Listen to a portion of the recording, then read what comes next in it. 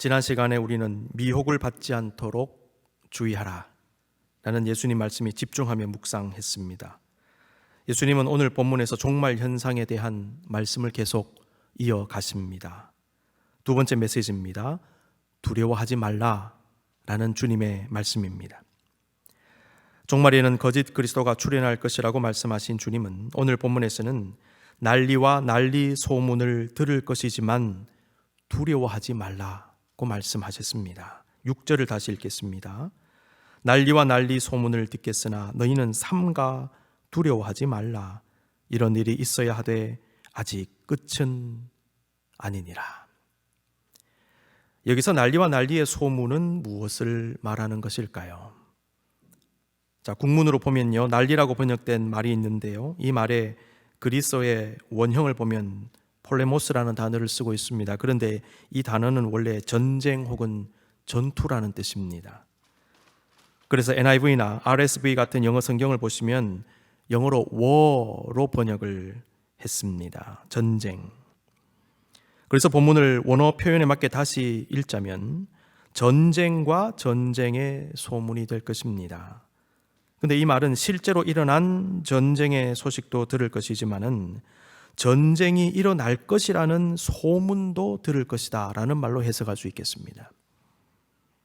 예수님은 전쟁과 전쟁의 소문을 듣는 것은 종말 현상 중에 하나라고 말씀하십니다.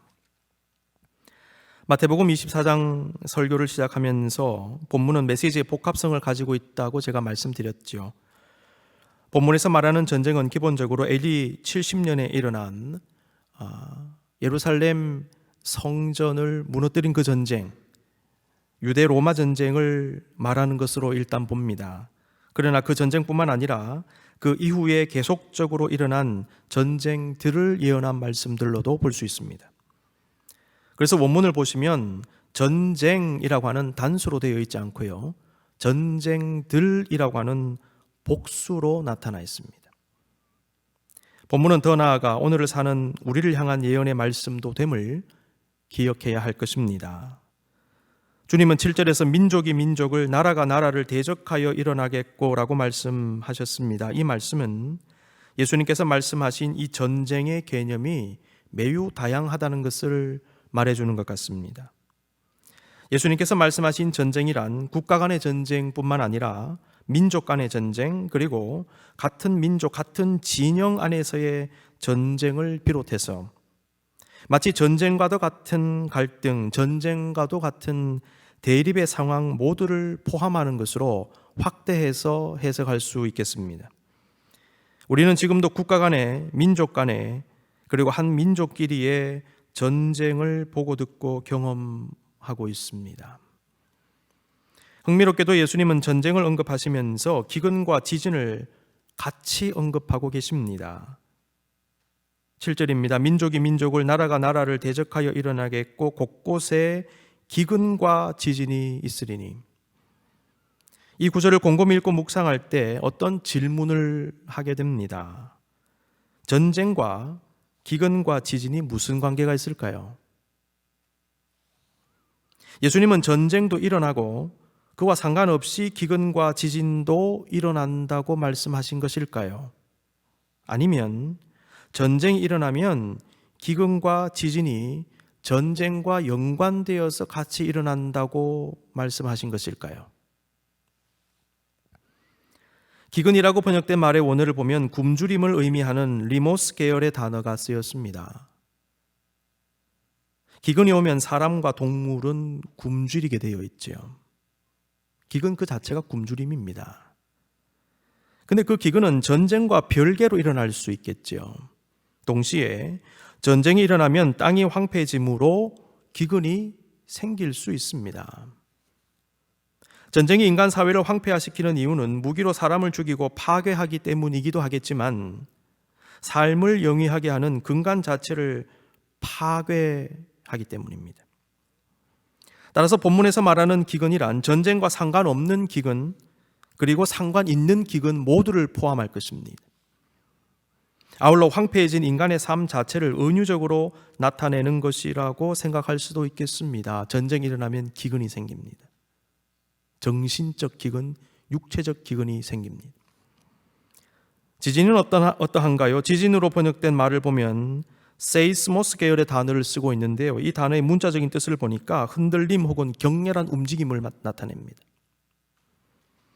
지진은 말 그대로 땅이 흔들리는 것이지요. 그런데 어떤 학자들은 이 단어가 실제로 땅이 흔들리는 지진으로만 볼 것이 아니라 인간 사회의 기반 자체가 흔들리는 것으로 볼 수도 있지 않겠는가, 이렇게 제안을 합니다.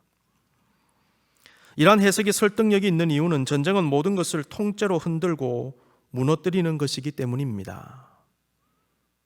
본문에 기록된 종말 현상인 전쟁과 기근과 지진은 이 단어들이 말하는 실제적인 현상으로도 나타나겠지만은 인간 사회에서 일어나는 다양한 파괴적 현상을 상징하는 것으로도 볼 수 있겠습니다. 전쟁적 상황, 기근적 상황, 지진적 상황이요. 우리는 지금도 실제적인 그리고 다양한 형태의 전쟁과 기근과 지진의 소식을 듣고 경험하고 있습니다.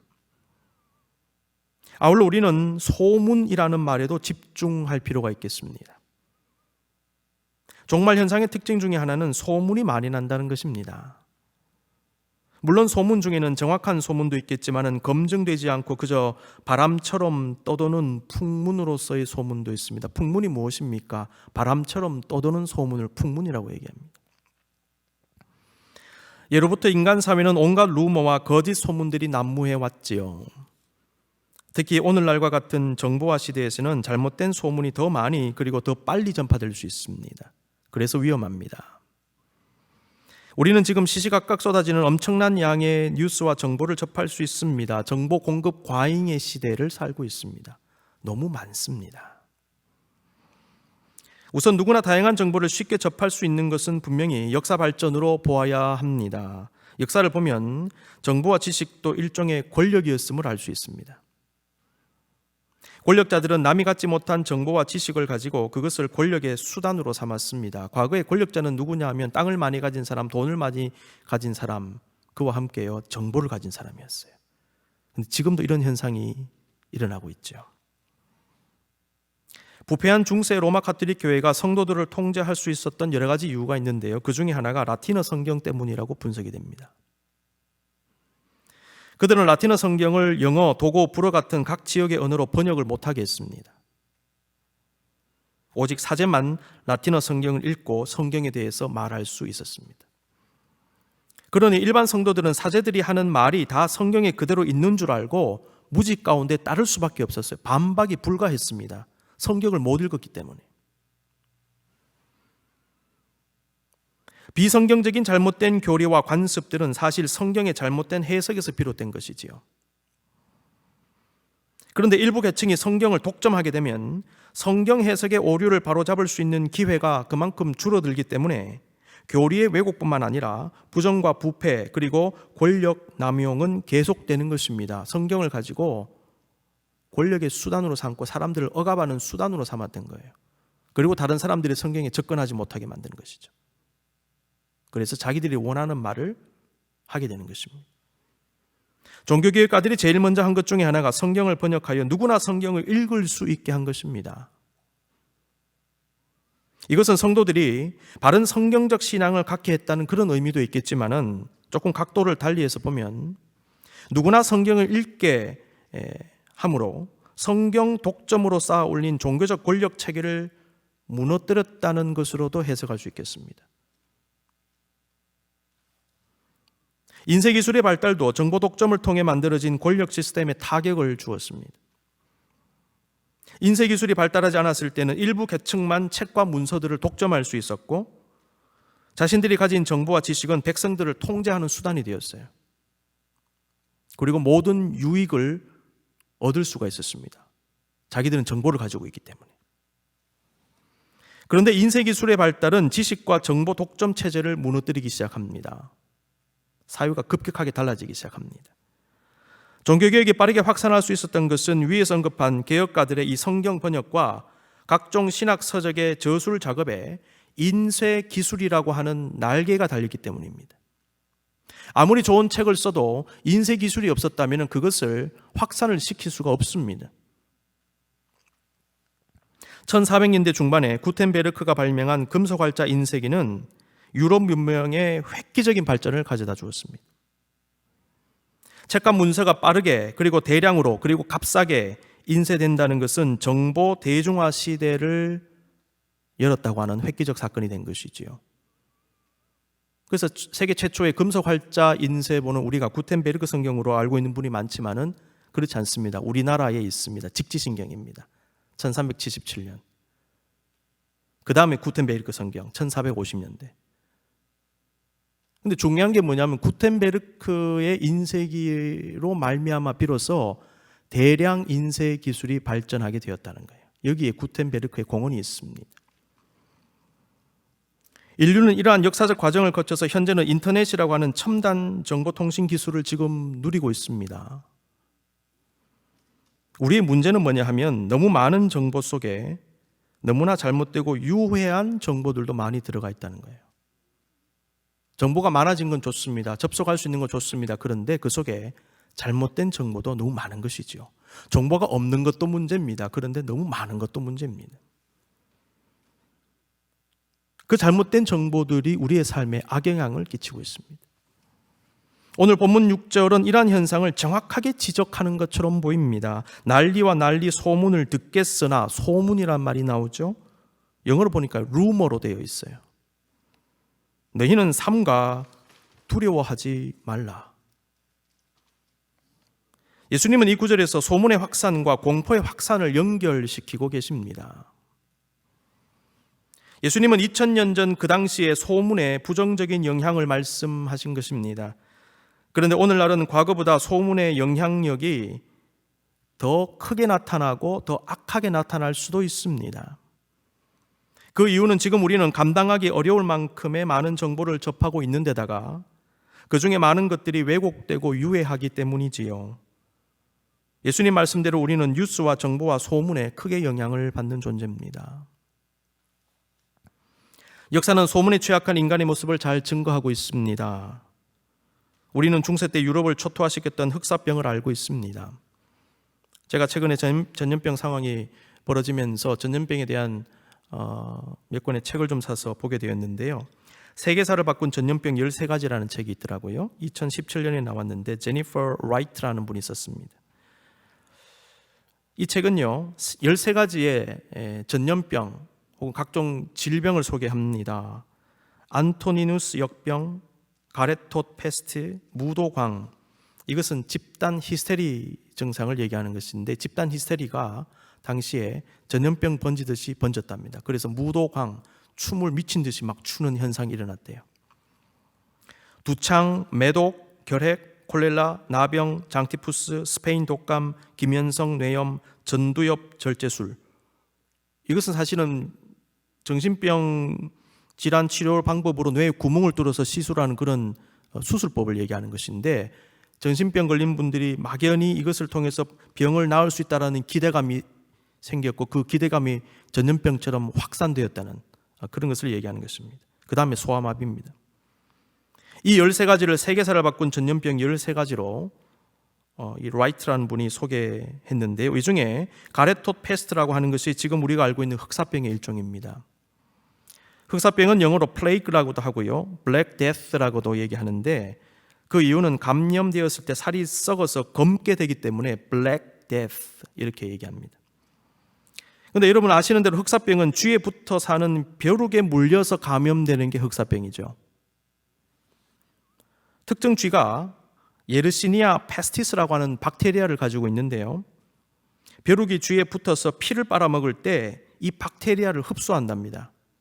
그리고 흡수된 박테리아가 그 벼룩 내에서 살게 됩니다. 그리고 쥐가 사람이 사는 곳으로 들락날락 하면서 그 벼룩을 사람한테 옮기고요. 사람한테 옮겨진 벼룩이 사람을 물고 피를 빨아먹으면서 박테리아가 전염이 되는 겁니다. 그래서 흑사병이 확산이 되었다고 합니다. 흑사병은 림프종 패스트, 폐 패스트, 폐혈증 패스트도 있고요. 가레토 패스트 등 종류가 다양하다고 하네요. 근데 흑사병에 걸리면 고름과 피가 흘러나오는 이 계란 크기의 가레토, 부풀어 오르는 증상, 이걸 가레토시라고 얘기하는데 이런 증상이 있고 발열, 구토, 근육통, 선망, 환각작용이죠. 그 다음에 피가 응고되지 않아서 일어나는 피하출혈, 피부 밑에서 출혈이 되는 현상이 일어나면서 굉장히 빠른 시간 안에 죽는다고 합니다. 14세기 때에 흑사병으로 인해서 유럽에서 2천만에서 5천만 명이 죽었답니다. 전체 유럽 인구의 30%였다고 하고요. 거의 정상적으로 회복되기까지는 상당한 오랜 시간이 걸렸고 17세기에 가서야 거의 회복이 되었는데 19세기까지 산발적으로 계속 일어났답니다.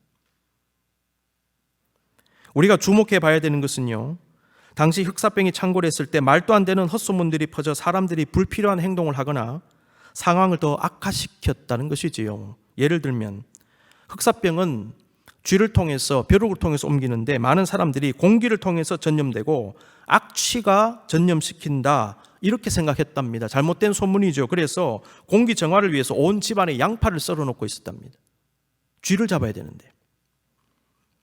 어떤 사람들은 몸을 질병에 더욱 노출시켜서 강하게 만들면 병을 이길 수 있다 이렇게 믿고는 흑사병에 걸린 피부에서 나오는 고름을 먹거나 자신의 오줌을 마시는 사람도 있었답니다.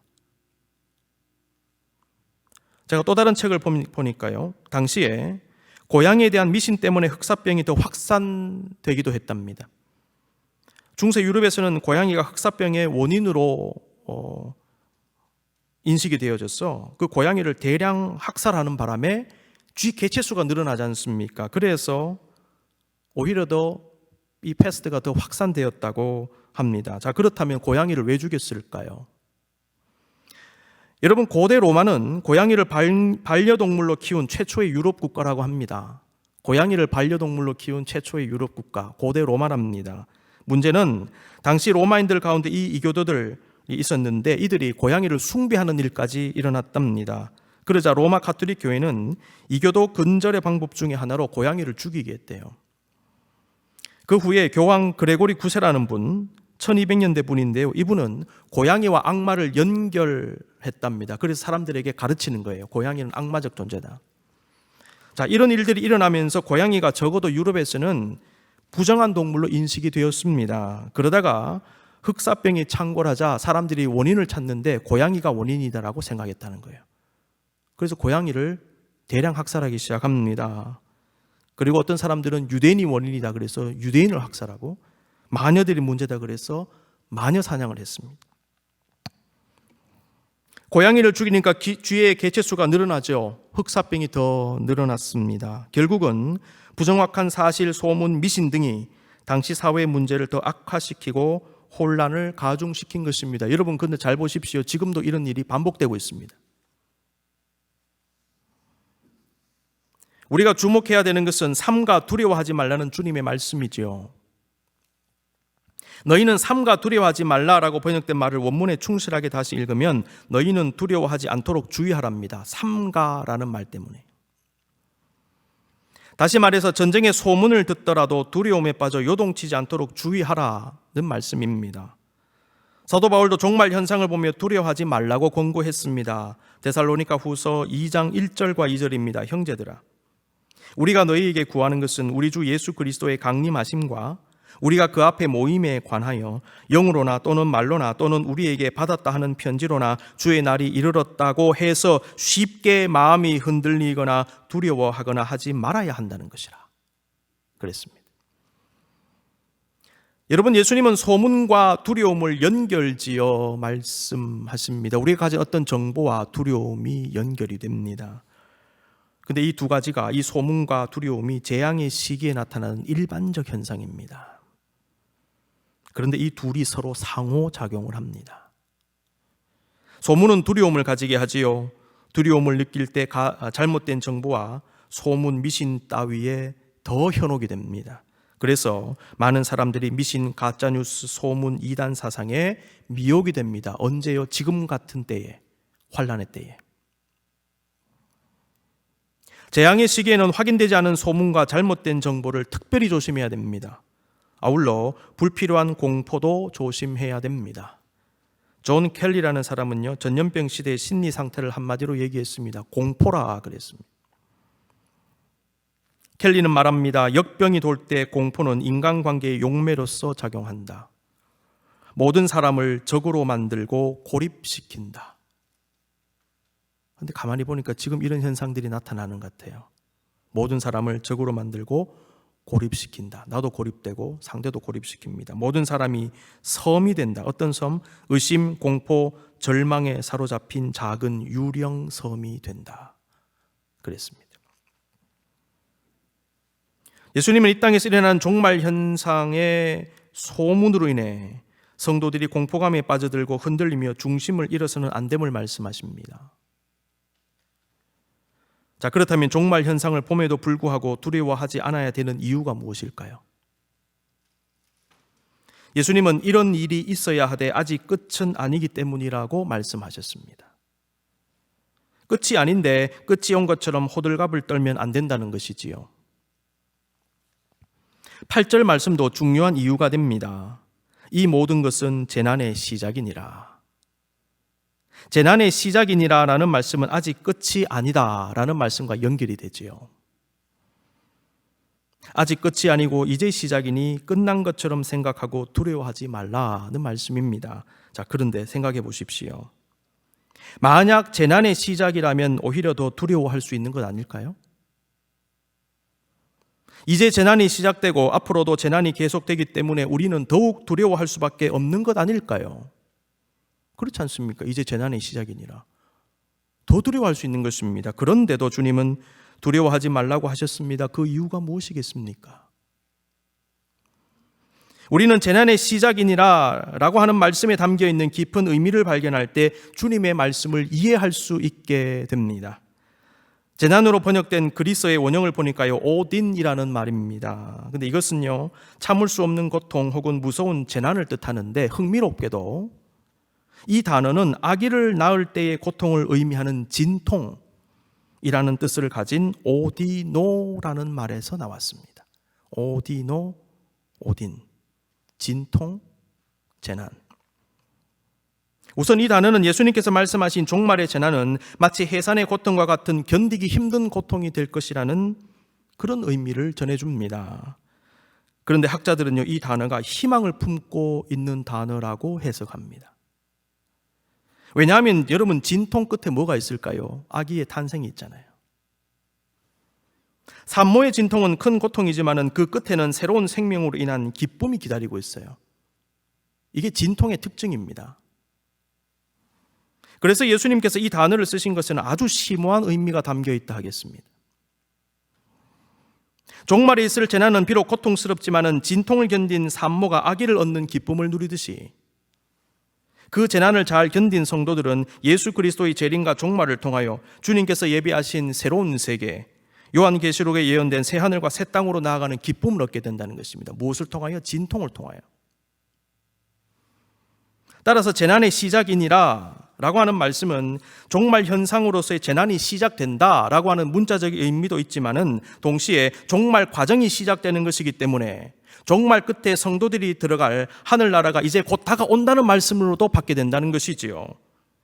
그리고 성도는 기쁨과 영광을 누릴 것이다 라고 하는 약속의 말씀도 되는 것입니다. 그러므로 종말 현상으로서의 재난을 볼 때에 두려움 대신에 담대한 마음, 소망의 마음으로 주님을 바라보며 잘 견디는 것이 필요하다는 말씀이죠. 그래서 두려워하지 말라는 것입니다. 진통 끝에 아기가 있고 진통 같은 재난 끝에는 하나님의 영광이 있다는 것. 따라서 두려움 대신에 소망을 가지라는 것입니다. 담대하라는 것입니다. 이런 의미에서 주님은 13절에서 끝까지 견디는 자는 구원을 얻으리라고 말씀하신 것이 아닐까 생각해 봅니다. 예수님은 당시 재앙을 경험하는 사람들에게 일어날 수 있는 이 심리적 현상을 정확하게 꿰뚫어 보신 것 같습니다.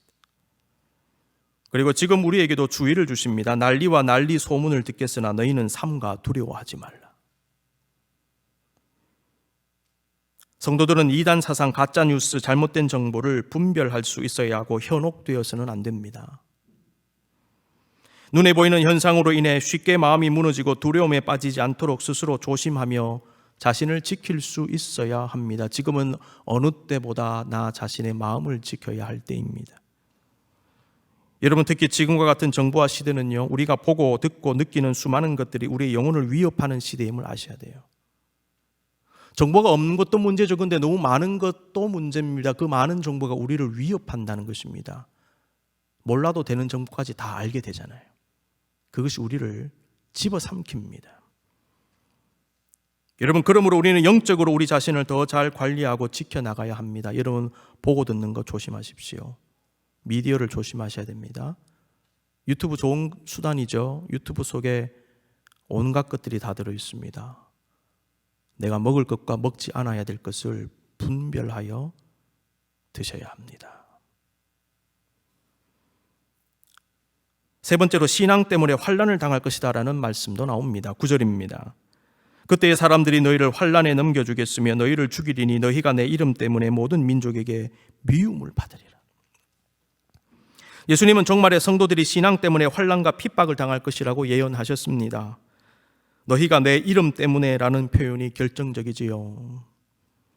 예수님 믿는 신앙으로 인한 박해는 예수님의 예언이 있은 후 얼마 지나지 않아 몰아닥쳤습니다.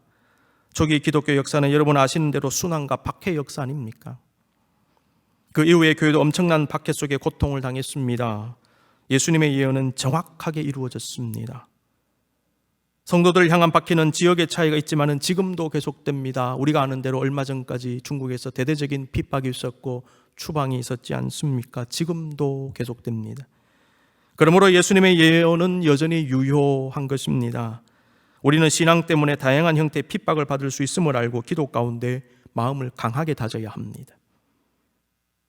예수님은 박해가 일어났을 때에 성도들은 안타깝게도 배교하고 배신한다고 말씀하십니다. 10절입니다. 그때에 많은 사람이 실족하게 되어 서로 잡아주고 서로 미워하겠으며 그랬습니다. 실족하게 되어라는 표현의 원어적인 의미를 보면 장애물에 걸려 넘어진다는 그런 의미입니다. 이 구절은 신앙 때문에 받는 박해와 핍박이 성도들에게 장애물이 되어질 것이고 성도들은 그 장애물에 걸려 넘어질 것이다. 다른 말로 환난이 생겼을 때에 성도들은 특별히 핍박받았을 때에 신앙을 포기할 것이다. 다른 말로 배교할 것이라는 얘기입니다. 재앙과 환난의 때에는 신앙이 식을 뿐만 아니라 신앙을 버리고 싶은 유혹을 느낄 수 있습니다. 조심해야 됩니다. 박해는 직접적으로 배교의 충동을 줄 것입니다. 우리에게 죽인다고 그러니까요. 그런데 박해가 아닌 고난의 상황도 그러한 작용을 할 수가 있습니다. 신앙생활에서의 어려움, 교회 생활에서의 어려움, 삶에서 경험하는 각종 문제들이 우리의 신앙을 흔듭니다. 이게 문제죠. 그러므로 이러한 신앙적 방황을 경험하는 환난의 때는 역설적으로 나 자신의 신앙 자체를 점검할 수 있는 때입니다. 보다 깊이 들어가 보아야 할 때입니다. 정말 신앙이 무엇인가에 대해서 숙고해야 되는 때인 것입니다. 아울러 교회가 무엇인가에 대해 진지하게 생각해 볼 수 있는 기회도 될 것입니다. 특별히 여러분이요, 지금 교회가 무엇인가에 대해서 진지하게 한번 고민해 보십시오. 이런 상황에서. 지금 우리는 교회에서 함께 예배하지 못함으로 인해 답답할 수 있습니다. 그러나 지금이야말로 나의 삶의 자리에서 예배할 수 있는 능력을 기를 수 있는 때입니다. 절호의 찬스입니다. 지금이야말로 나 자신이 주님과 보다 친밀해질 수 있는 기회입니다. 여러분, 바깥이 막히면 답답하지요. 그러나 안은 더 잘 열릴 수 있습니다. 상황이 좋지 않으면요, 기도가 잘 안 되는 것 같지요. 그러나 오히려 내적으로는 주님께 더 잘 집중할 수 있어요. 바깥을 막으시는 하나님은요, 안을 열게 하십니다.